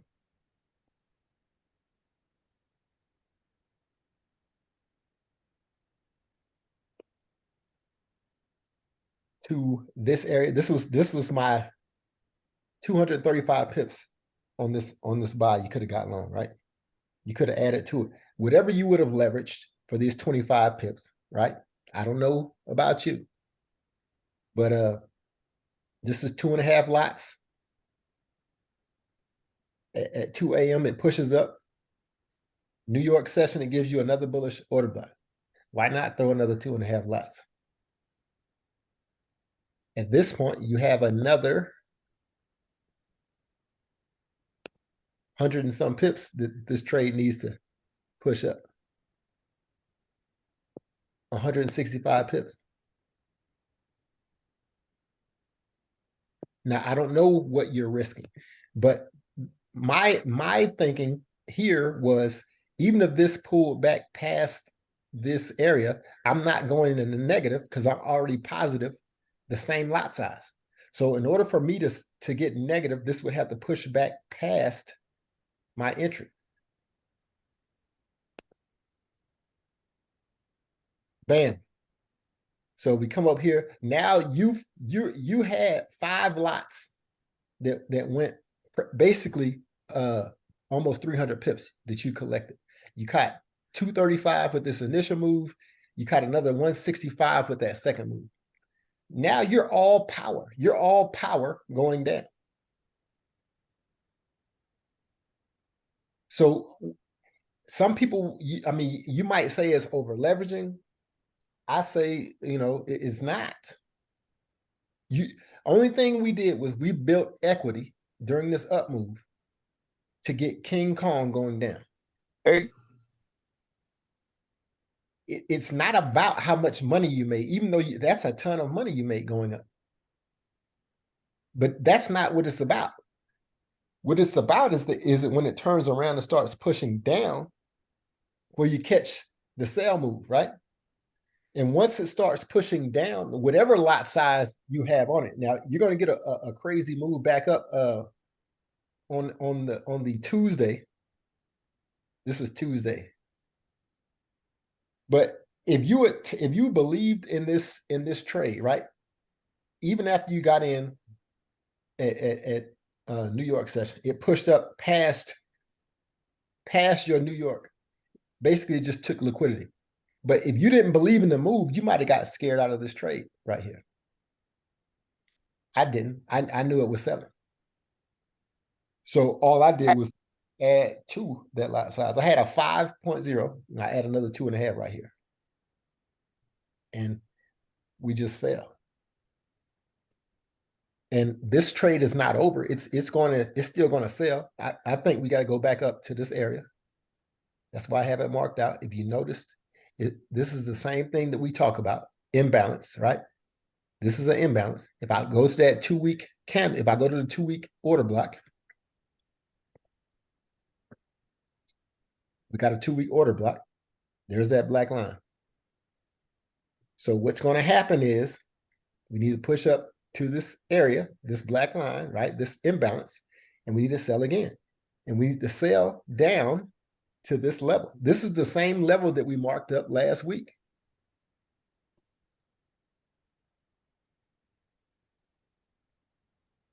Monthly OB. We got to go tap in. Boom.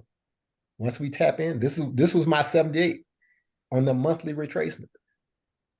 All this stuff that we do every week, right? All we did was fib this monthly candle, right? We got the zone, we got the golden zone, we got the 78. This is all that same information. Ain't nothing changed. We're going to get the rest of this move. So I don't know if you're talking about over leveraging and whatnot. What I say is once it confirms what you already know, and I knew we were looking at 250 pips to the top side, then you go get your money. Hey, Maybe real quick, this kind of dovetails into what I was talking about a while ago. So let's say you are thinking about quote unquote over leveraging as an example. But you're new to it, you're afraid, you're apprehensive, whatever. So you take that monthly chart, when it gets to that landmark, that 78. I mean, he's sitting here telling you it's going to go there, but I get it. You don't have faith. You don't want to over leverage. Maybe you want to take a sell down there, so you risk your 1%.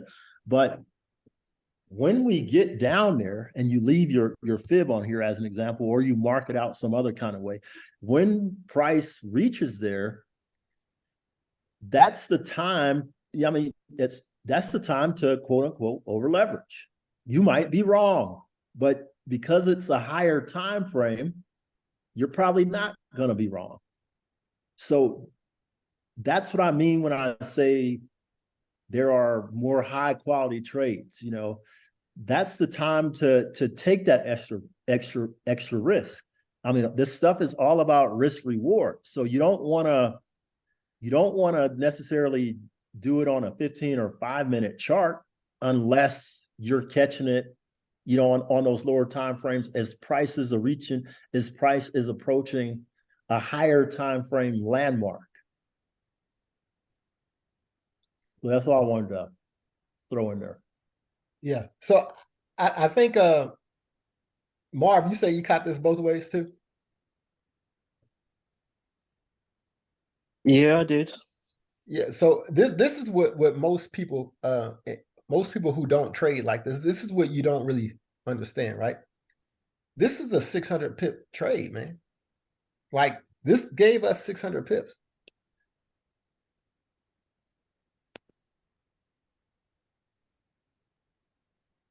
$230 up.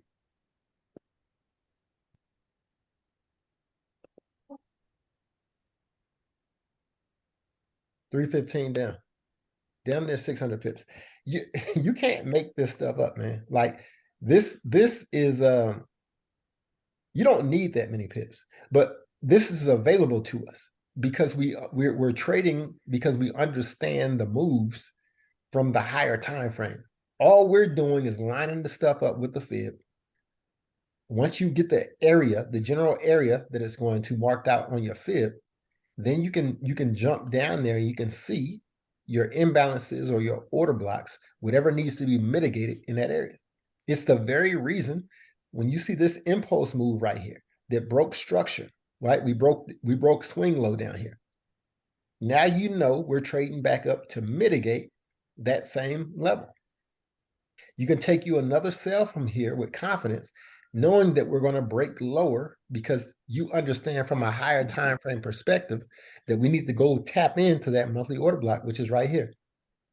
78 is right here. So if we're just trading off the lower, off the 4 hour, off the 15-minute, you're never even cognizant of where price is going.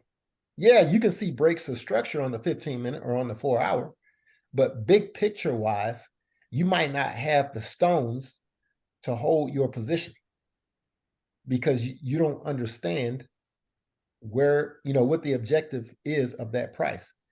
If you were an EN was a very similar trade setup, and it did a similar thing, right? So all I'm saying is there are ample opportunities for us to catch if you believe in the concept. If you don't believe in the concept, you need to go research the concept. I'm not just making this stuff up. This is a concept called the power of three, right? If you're bearish, price is going to go up first, then it's going to push down. If you're bullish, it's going to go down first, and it's going to push up. We trade these order blocks every single week. It's a reason why we trade the order blocks. Every now and then you're going to get one that doesn't pull back, which is cool, but it's going to be based off of a news event, generally speaking. You're not just going to get a candle that opens and rolls out without some news or something affecting it. So from that standpoint and that ideology, we can trade pretty much with confidence that we're going to get the pullbacks when we get these weekly order blocks, or we get these big, these huge candles during the week. You're going to get a pullback. So with that being said, if you're trading GU, you fib that candle, you fib the candle. It's going to give you a pullback first, then it should push in that direction. I personally don't like GU, but if you're trading it, you're at least buying it up. And maybe if you buy it up and it never turns around and sells, because this overall move, this is tricky. It depends on what the dollar is going to do. So I personally like GN and EN better than I like these dollar trades this week. But if you're trading these trades, is that a pullback on that bigger overall move though? What's that? Isn't that a 78% pullback on that bigger overall move? Yeah, it is. Right there. Yeah, like this right here. Right. Yeah, it's deeper, a little bit deeper than 78. I don't like trying to sell against this, but at the end of the day, it's going to really depend on what that CPI report says, I think. But to me, there's low-hanging fruit better than this GU setup or the EU or any of those dollar setups. To me, the lower hanging fruit are the trades that we've already been in. The GN and the EN, GA, EA. That's just my personal opinion. That's what I'm personally trading. But this list of order blocks, whenever we post the list of order blocks, the goal is to buy this in order to sell it. So let's say you buy it and it hits your landmarks and you just don't ever get a change of character for the sale. Then you just hold your buy. Even though you're biased, you're saying, hey man, this is supposed to sell. Well, it might not. Maybe you're buying it and it just keeps buying.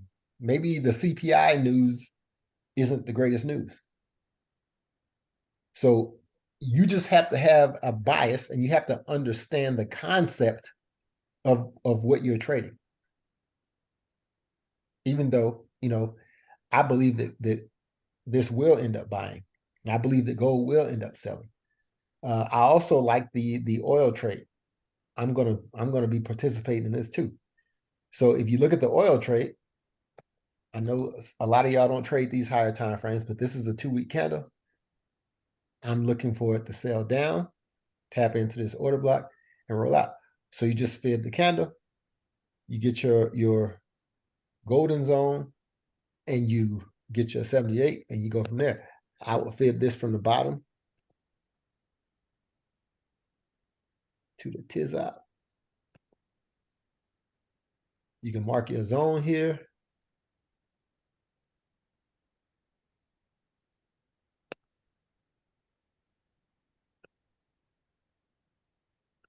Mark your 78. Then I just like to drop down.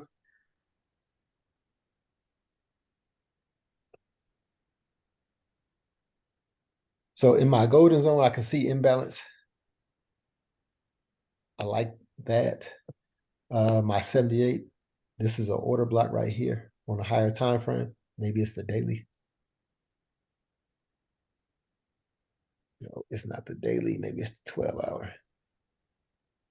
Yeah, there's a 12-hour OB right at the 78. There's a huge imbalance. So all of this works for me. There are several levels of confluence down here that once it start pushing down, I should be able to eat.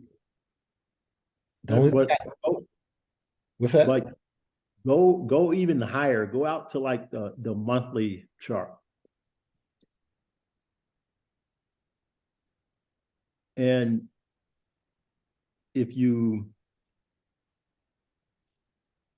I don't remember what chart I was on, but if you fib it on this one, the pullback, like you're expecting a sell already, and price is roughly at OTE for the sell. So you're probably right here.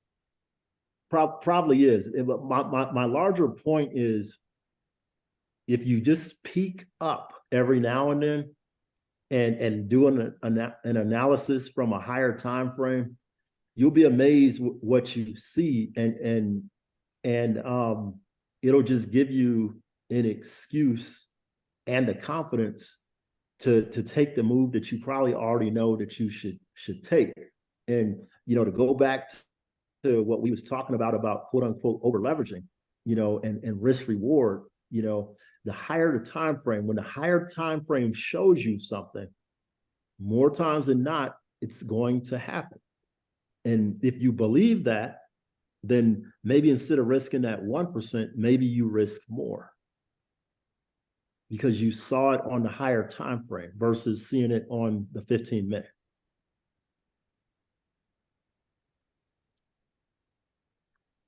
Those types of positions get past people so much. I mean, even me. I mean, you'll go on the monthly and you'll see a wick to wick. Come on now. No one should ever miss a wick to wick on any pair on the monthly chart. That's big money. Big time. So listen, and another thing, I guess, not to harp on, but if y'all never set alerts, man, you're not going to remember this stuff. There's so many trade setups that we talk about and we like as individuals. We're going to forget. So you got to set your alerts. You got to use the tools that are there. Mark up more than one pair, because if one pair is bull crapping and the other one takes out, you need to go ahead and get the money, especially when you've done the work as far as analyzing that pair. Don't let the pair take off and start trading and leave without you, right? Look at your context clues. Higher high, not higher high. I'm expecting this to sell anyway. All this stuff goes into analyzing that pair. Now all you have to do is drop down and see what you need to see. So I know on the 15-minute chart, that was a low that we broke. This was a swing low we just broke. So now the trade needs to go right back up in here, tap into this order block, and I can catch me a sell trade. This is not hard for me. There's the imbalance. There's the swing low. We broke it. Let's trade back up here. Let's get to this imbalance. Let's take the trade. Leverage what you want to leverage. There's a head and shoulders right there. We broke the neckline. It's going to give you an opportunity. I guarantee that's like a 78% pullback. OG always tell me to get in at the 78. Get in at the 78. Bruh, there you go. Man, come on, y'all. Like this stuff, we make it like rocket science, and this is really not. And it's probably a 78 from like if you fibbed it up. Oh, See right that here. second green candle, that big momentum Right here. candle, up higher, the next candle. I mean, you're probably at a 62 or 78 if you fibbed up. Up here. Yeah, to the top of structure. You've probably come down to some sort of optimal entry point. Maybe not necessarily from the bottom, but from that second level. Yeah, this is 78. Right. So all this shit is symmetric, man. If you start paying attention, because we always talk about healthy price action being, the ebb and flow, the back and forth. And if you start to pay attention, you go up, you get either a 62 or 78 pullback. You go down, you get a 62 or 78 pullback. And once you start seeing that, I don't know, it just becomes easier, to anticipate where you need to enter. And you see how it all lines up with these fucking imbalances and shit, these order blocks. I love it. I really do. I'm stingy about the 78. Stingy. It'll come. It don't have to come to. Don't matter when it comes. But you'll never know if you don't set your alerts. Yeah. Yep. I mean, that OTE is the OTE for a reason, and the shit works. I mean, if it don't meet your criteria, then don't take the trade. This is an easy 0-1 trade. You can get a 0-2 up here. Or if you're feeling froggy, a 0-3. Get two of them.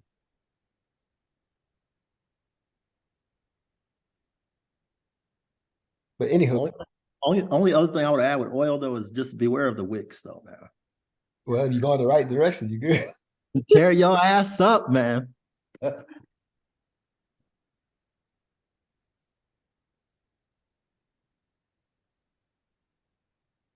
Okay, did anybody else want to break down a pair?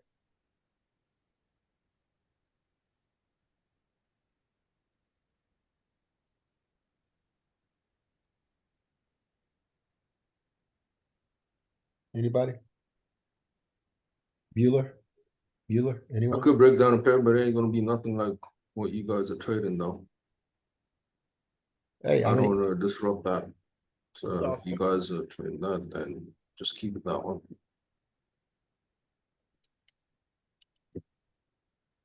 I mean, healthy price action's healthy price action. It doesn't matter what the strategy is.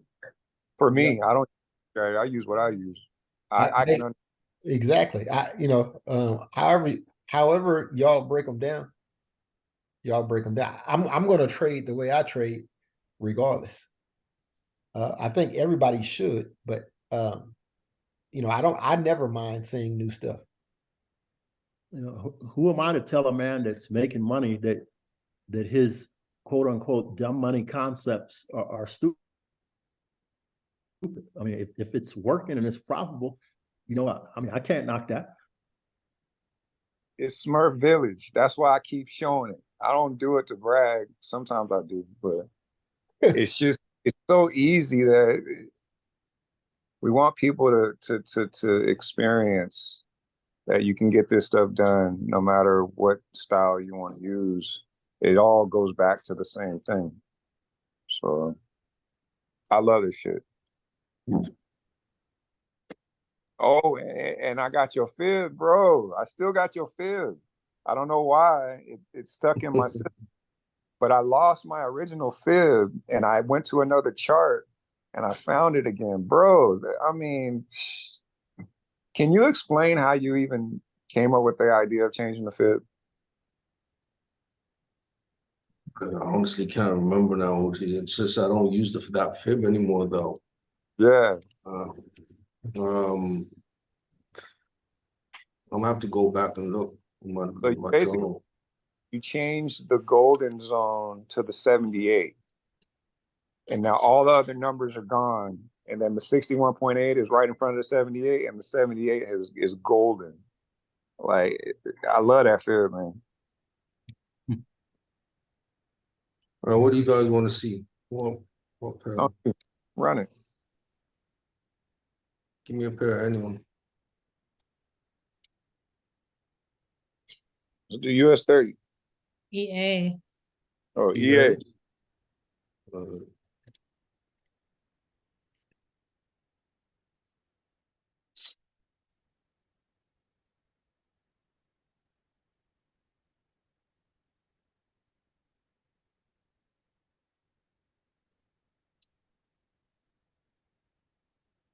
Good. So I can see on the daily we are bearish at the moment for EA. So what I'm going to do is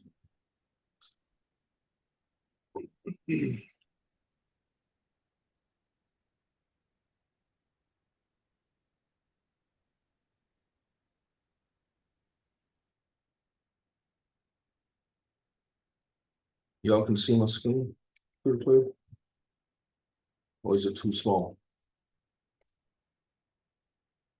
Yes, we see it.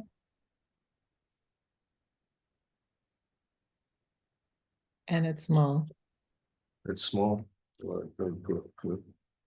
Better. Yes.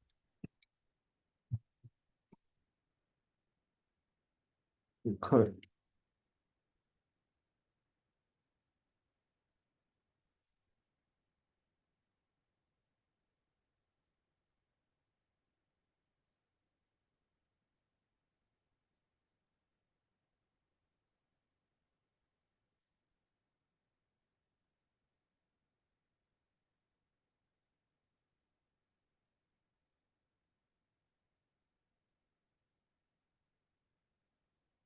Okay, so your USD, your AUD, if price opens up and we get a London that does something like this.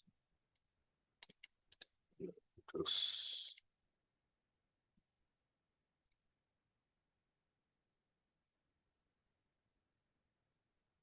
where are my borders? Okay.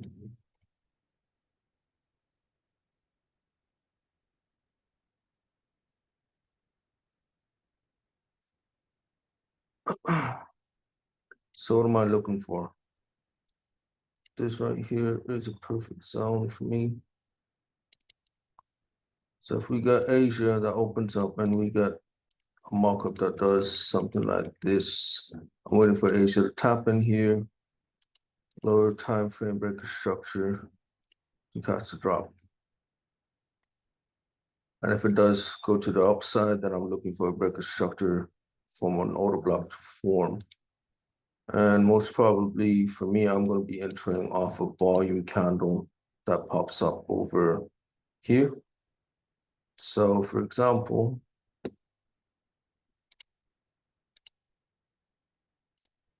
if I end up seeing a candle on the 30-minute that opens up, so does something like this, pushes up,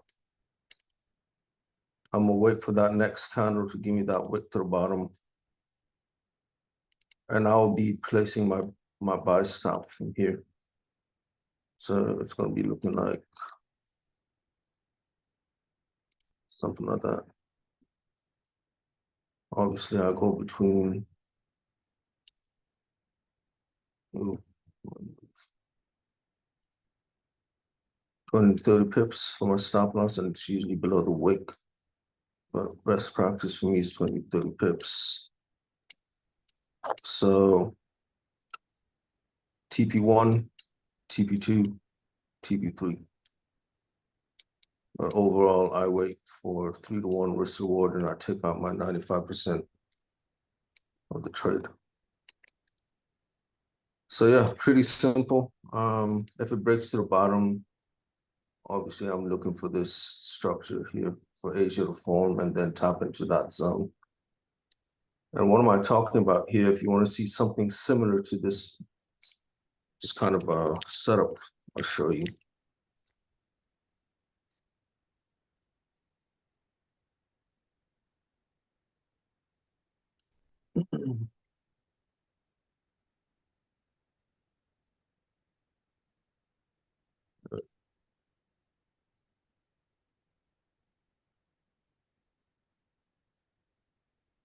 This is a perfect setup of that.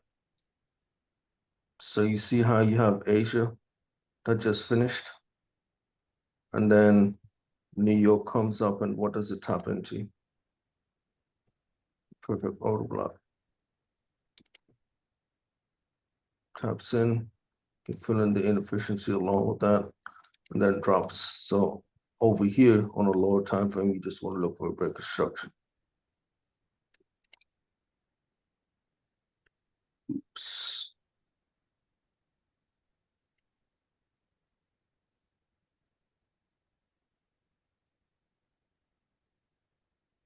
So for me, I go off of volume. So that would be my entry over here.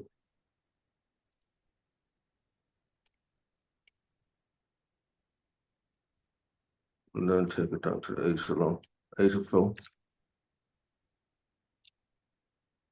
That's what I look for. I think I told you and OG and Todd about this. So while you guys are looking for the entry at the very top, I'm looking for the entry at the middle. Yeah, I need that. I need that. Yeah, so that's what I look for. But yeah, that's about it. I just look for the Asia fills. And if you just go back to price action and you look at what happens, you'll always notice that the Asia always gets filled. Right. So say for example here, this Asia gets filled. What does it get tapped into? An order block right below it, and then fills it back up. In fuego. That, look at this one. Asia gets filled. What did it get tapped into? Fills the gap right there. Look at that one right there. Asia fill. What did it get tapped into? It goes all the way up. And this goes on and on. Asia fill. What did it get tapped into? On the very top. Look at that. Perfect. Order block. Done. Are you guys seeing this? Yeah, I love it. I love it. So this is how I trade off the Asia fills, and then just as momentum carries on, just ride with it. Like over here, look, On Asia your gets on your you said 2 a.m. So what do you mean 2 a.m.? You said that. Oh, is that the beginning of Asian session your time? I mean, well, beginning of Asian session is what you're saying. So I always look at the end of Asia session.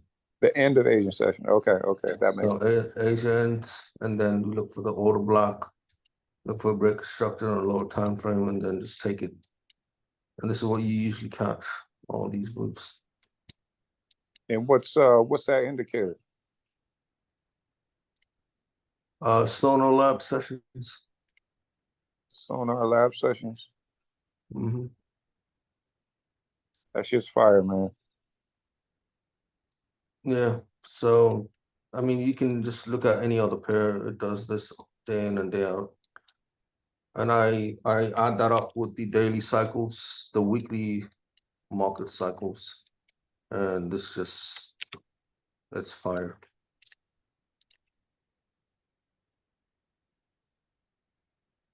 Yeah, I'm gonna stop sharing right now. So thanks for listening. You said sonar or solar? Sonar Lab.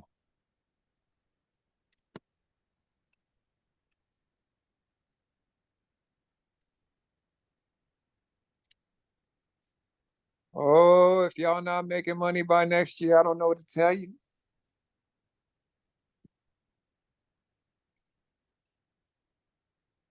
We got some real bosses in here.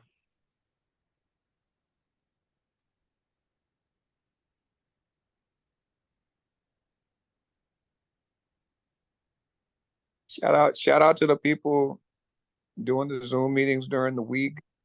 We're having very productive outcomes in that, with people stepping up. I think Nawaf, we have a background of teaching, and if you want to come in there, I think Wednesday will be a good day. Ish can start it off. I can back her up. Then I can take the segue and then give you a chance to get yourself together. I know you're just waking up. So we would love to have you set something up for whatever day or whatever time you want to set it up for. I got a good feel for when you wake up, so I can hold it down until you come on, and then we can go into a pairing, or you can take it over and need some backup. You know me, I'm always backing everybody up. So Yeah, I think everybody should be, or I say should. Hopefully, everybody is at a good comfort level. Appreciate the rundown, Nuoff. I think we discussed everything except for the indices. Naturally, if the dollar is bullish, we can expect the opposite from those indices. I don't think it pushed up as high as I would have liked to see it push up last week. I expect the indices to push up at the beginning of the week, push up with the euro pairs, and then maybe about CPI time.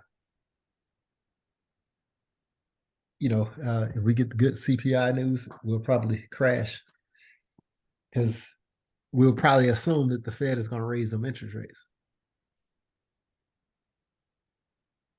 Is anybody lost?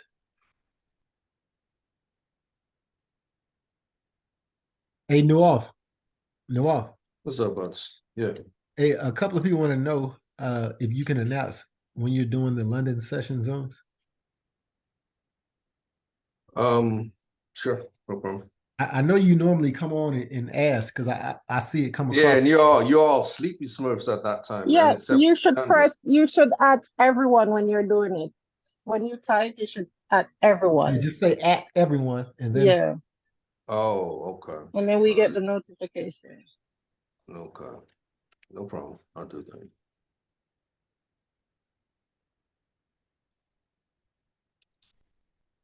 is anybody lost? Anybody feel like they need help?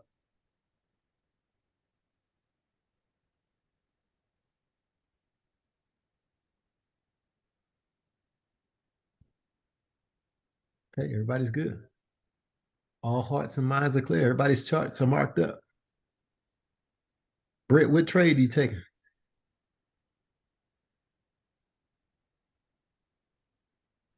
I haven't done my markups yet, so I'm not sure.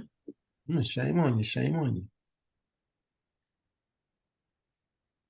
Tony, Kezi, what trade y'all taking? Gold. I've been in gold. I'm sticking with gold. Gold. You want gold? Okay. Let's all eat, y'all.